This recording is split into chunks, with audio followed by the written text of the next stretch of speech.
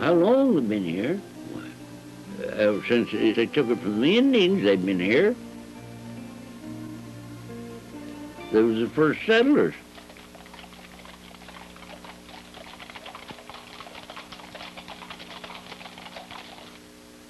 That's exactly what you were going to meet. You were going to meet a little bit of everything. When you settle in the pine woods down by the Jersey shore, you're gonna have the hard times knocking at your door. When you plant yourself a garden against the time of year, you're gonna be mighty lucky if you ever raise your seed. So folks, I'm gonna tell you, it'd be great to settle here. You needn't bring your city clothes along. For what are you turning your head to make your daily friend? It's 10 to 1, it's gonna turn out wrong.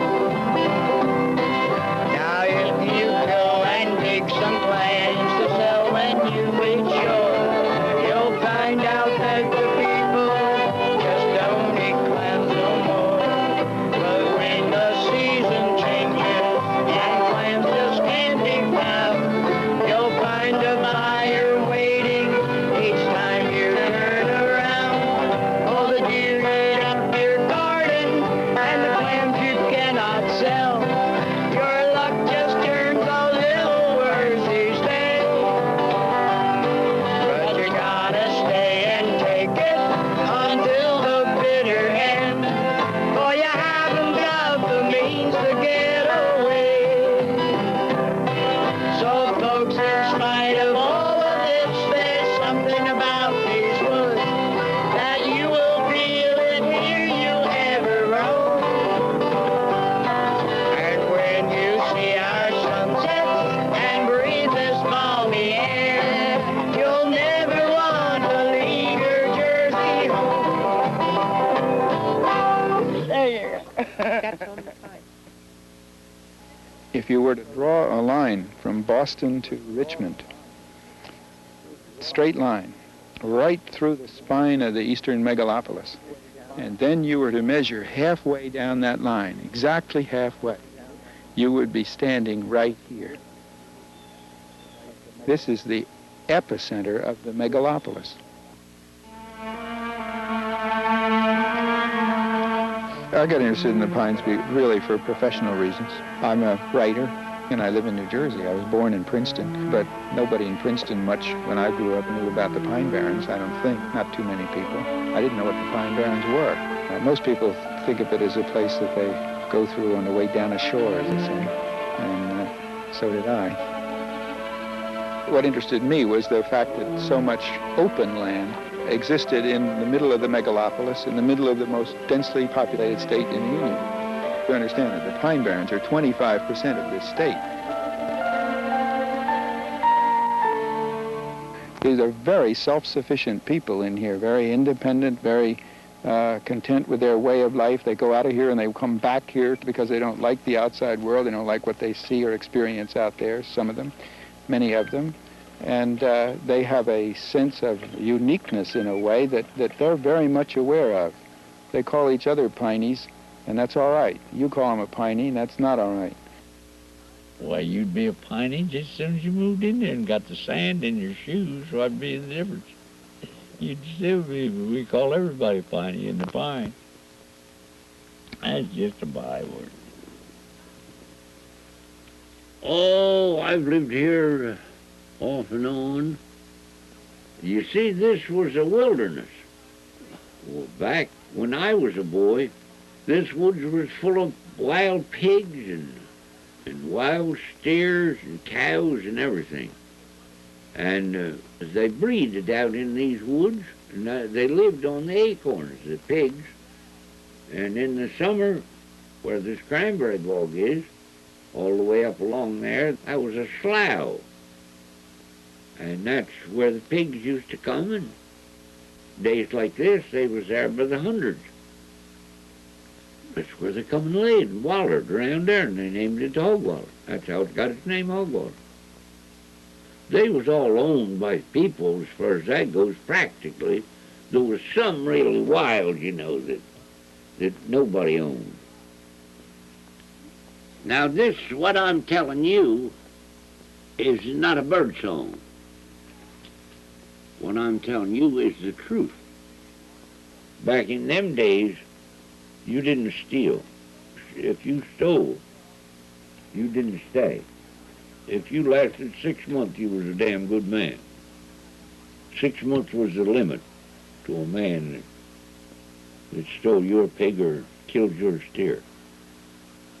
He died. He didn't live. That's right. That's right. Back in them old days, there ain't no marks there, but I know where he was. I know where he was buried. And I know the men that buried him. You know, years ago, a lot of people made their living right from the area. You know, they gathered the moss and they gathered the pine cones or blueberry, wild blueberry, well, huckleberries then. They call the ones that grow wild, they call them huckleberries. You know, a lot of people made their living from the woods and from the area around them. And, of course, now there aren't too many left that do that. Henry Webb, he clears up pieces of ground and he saws wood. Well, he's the one I bought, I don't know how many loads of wood off of him, yeah. He's a nice man. Webb is a nice man. And he's a smart man, too. But he makes his living from doing the various things all year round. He would be good to talk to.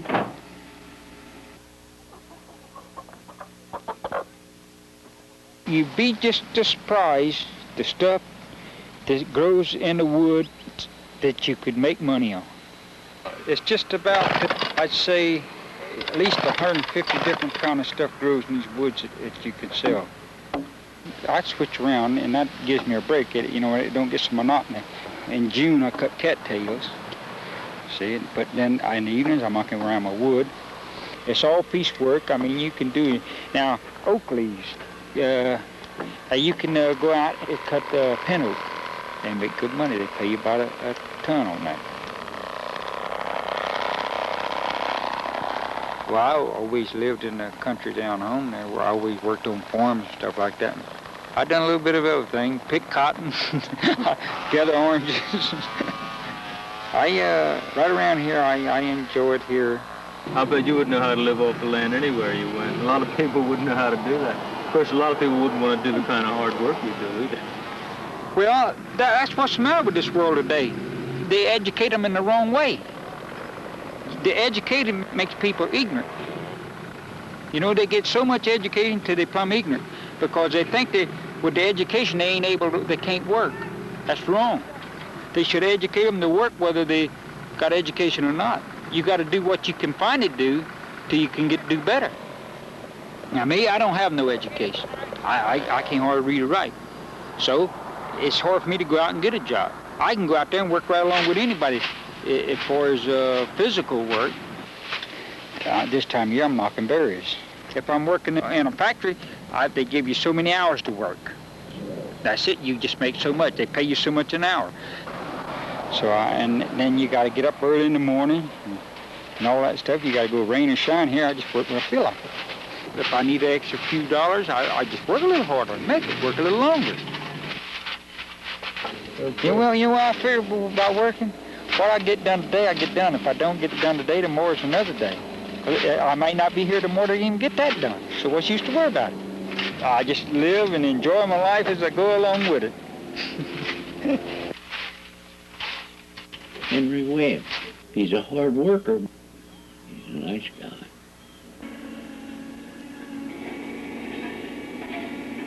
The day of the hand picker is almost over. And it's either mechanize or get out of the blueberry business. Look at it. You can see there's very little left. Here you've got a couple of clusters, but it's cleaner than the pickers would do it.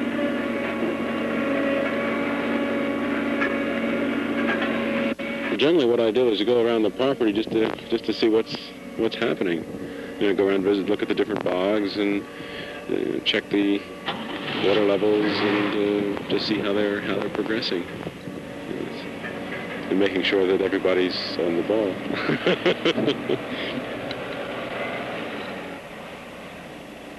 My husband was born and raised here, and we just wouldn't trade it for anything in the world. He prefers to be here. I mean, it's just in his blood, I guess. There's an old saying, they say you get the sand of the pines in your shoes, you can't get it out, you know, so we want to stay. We've traveled in the 48 states, and we like them. We have our favorites, you know, the different states, the different parts of the states, but we're always glad to get back home. We're always glad to get back here. Yeah, I teach school, by the way, down here. I never taught in any other school. I just taught here because I prefer to stay here. There's a certain amount of reward in doing it in your own community because you see them go on. And now I'm also getting some of the children from the ones I had before. So this is a wonderful experience. There's so many things that are unique to the pines here, things that grow here, like the little flowers. Maybe most people wouldn't even notice them. They look like a weed to them. And they're unique to this particular area. You wouldn't find them anywhere else.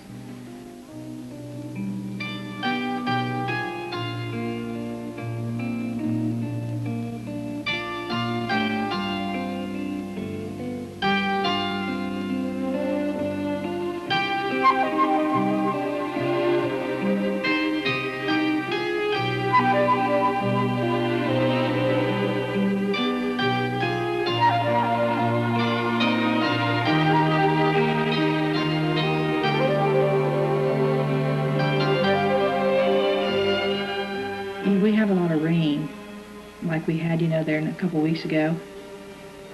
It disappears in no time, and I mean, it's like a sponge. The soil is sand. It's complimentary to call it soil. And it has these pitch pines and oak forest, all kinds of oaks, and a couple kinds of pines, and Atlantic white cedar. I mean, these are the things that describe it in its natural state.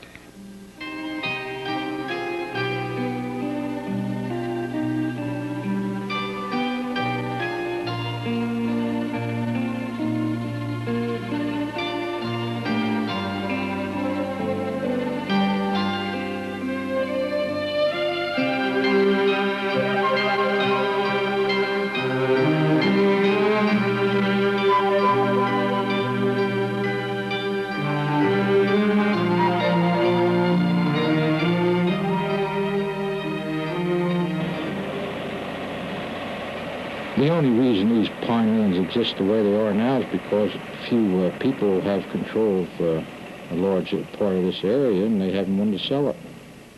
If a couple of landowners sold the heart of this would be done now. Who's the other name? Well, that was my father. He's deceased now. Me and my uncle were partners originally. Well, my grandfather was down here first. Back in around 1890, I guess he came down.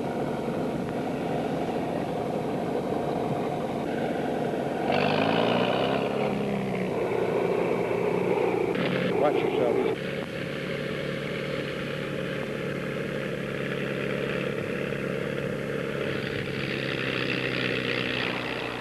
See, we use a terrific amount of water in raising cranberries. We use it, the bogs are flooded in the wintertime. We use it for frost protection. And we also flood them to harvest in the fall. So we need a lot of water.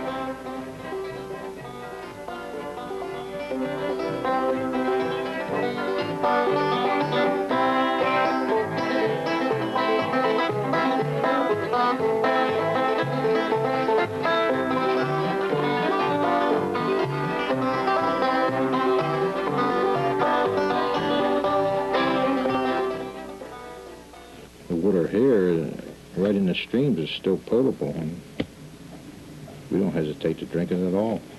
And in our business, it's pretty much mandatory to maintain a good, clean water supply. Did you ever live in the city? Mm-mm.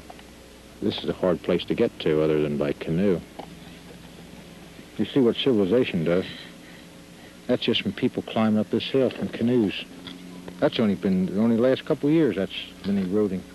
Somebody cut that tree at the base, and why in the world they did that, I don't know. There are a lot of nice spots like this in the woods. You ever been down at the old Martha Pond used to be down there, Martha Furnace? Martha. Perhaps 4 generations of people lived here over a span of 100 years or 120 years or whatever. And the people who lived here all planted catalpa trees in their yards. And these catalpa trees are the only evidence that people ever lived here. I remember when there was 3 houses to Martha. Ed Gunner and his mother, Katie Gunner. I eat pie in her place. I eat pumpkin pie in her place when I was a little boy.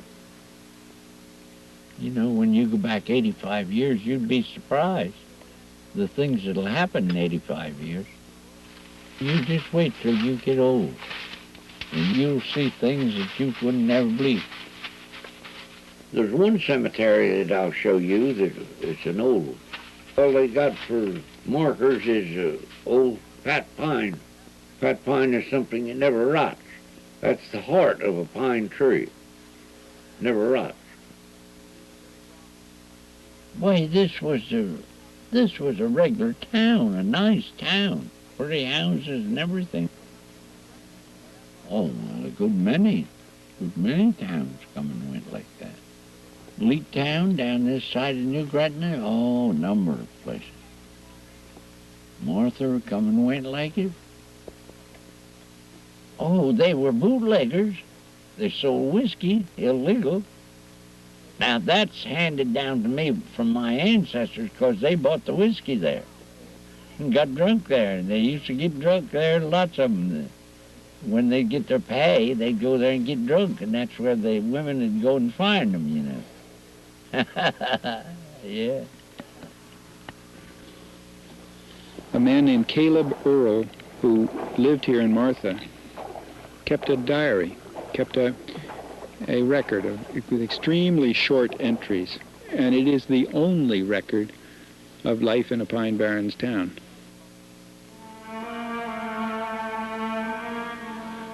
January 4, 1809. Frost stopped furnace wheels several times. January 7, 1809. Ore teams hauled hay. Blew the furnace out at 8 o'clock p.m. All hands drunk. April 20, 1809.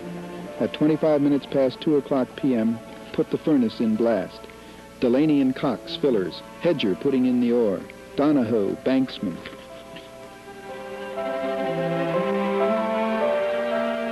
September 17, 1812. Jane Hamilton was this day tried by the synod of her church. The crime alleged against her was for using spiritual liquor, but acquitted. August 23, 1814. Has a great fire in the pines.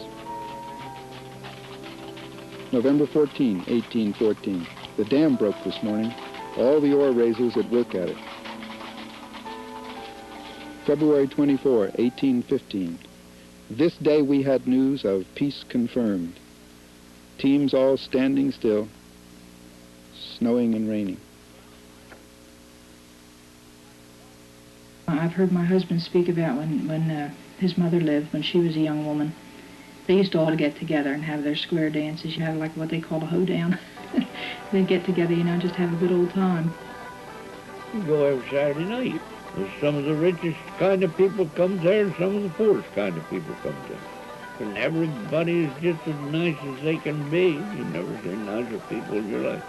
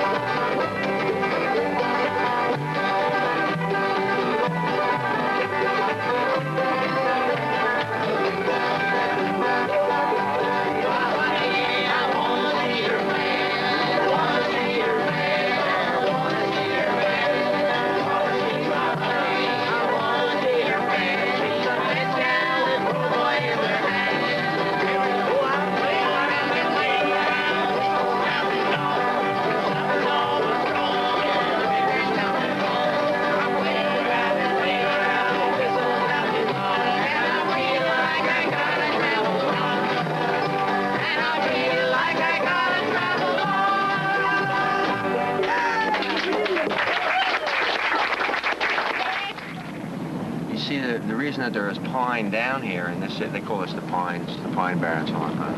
What keeps, this is actually an oak hickory area, but the repeated fires keep pine here. So that if you didn't have any fire down here, this area within the next, say, 100 years or so would revert to an oak hickory area. Amazing.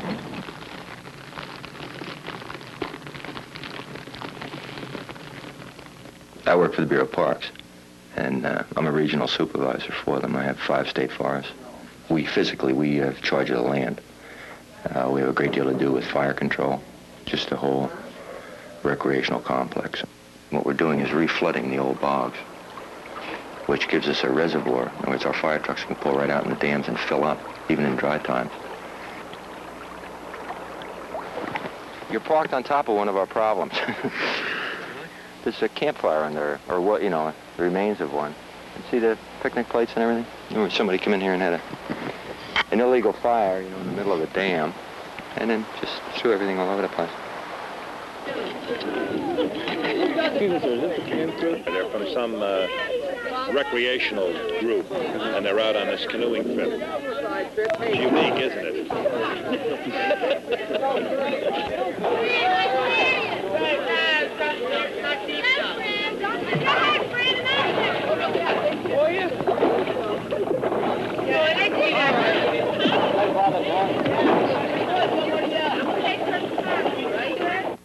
The things that are vulnerable here now are this really extraordinary amount of open space that exists in the middle of the megalopolis, the fantastic natural reservoir of water that exists beneath it. These big guys could come down from up in New York and Philadelphia to the place and bought thousands of acres of pine lands. Well, up until last year, there was still a possible hope of the jetport going in, which would be just north of New Gretna. So they were going to put a jetport in there? Right, yep. Oh, my God. Big jetport. And that fell through, so now they had all this land, that they bought up that they can't use for the jetport, so they turned to putting in developments. There's been talk for a couple of 100 years about various developments here, few or none of which have been built. But with the rising pressure of the population, something is going to happen here. They always come in and tell you, you need this, and you need a planned development in here like this. And they bring in the ecology bit and all that stuff, But once they get their toehold in there, then anything goes, because I've seen projects like that before. You go down to the other Mystic Island and look at that mess down there they got. All those there lagoons, I remember years ago that the water was nice and clear. Now look at it, you can't see nothing into it. Just nothing but junk, crap.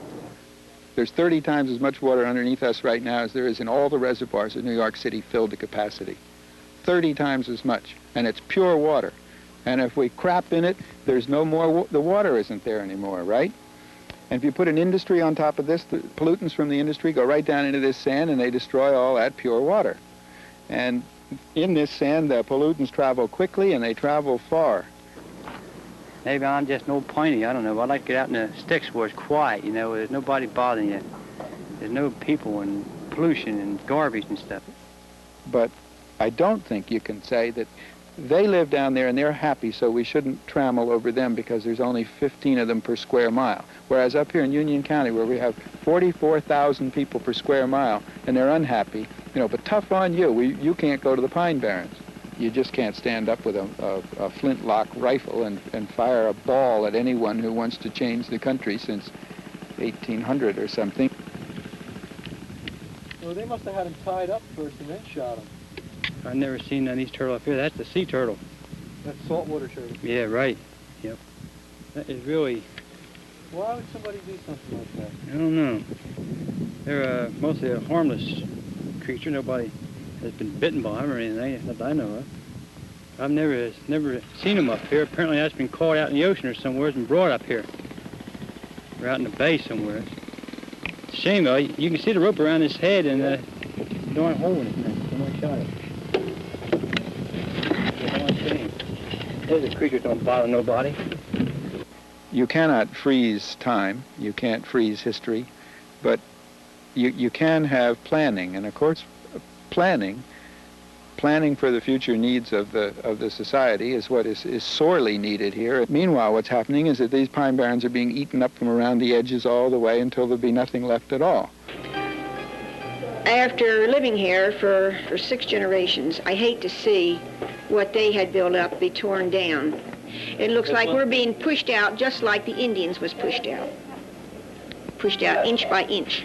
My husband was born and raised here, and we just wouldn't trade it for anything in the world. It's utopia, it really is. I mean... My family's been here since the late 1800s, and I've been here ever since I've been out of school, and in summers before, too. Well, I've always lived in the country most of my time, except when I went to the city a couple of times. I really like it. Of course, you don't have all the street lights and everything like you do in the city, but who wants them? I don't. I want privacy. Instead of be bothering with a boss to aggravate me, tell me what I got to do and what I can't do, I'd rather work out in these woods here. It's the most peaceful place in the world right here, and I hope that none of this building and airports and that kind of stuff ever get in here, because people are going to miss it if they do. You want to come here in the spring when you see the laurel through the woods. Oh my God, it was beautiful. Pretty, I'm telling you. In the winter, it's nice when the leaves start turning. You should be here when the leaves start turning around here. It's beautiful, especially along the Malaga River. It's beautiful here. Of course, all of us that are natives here that love this type of life, we don't want to see it disappear. We don't want to see it go. Shouldn't happen. Not for me, I'll be dead. But I think for the younger generation, this is the last playground left in the state of New Jersey. There's nothing left. You'll be around, but we will be around. But for the children, it'd be a crime to do away with it. And hundreds and hundreds of square miles of undeveloped land here. It's wild land. And it's in the eye of the megalopolis. Now, what's going to happen to it?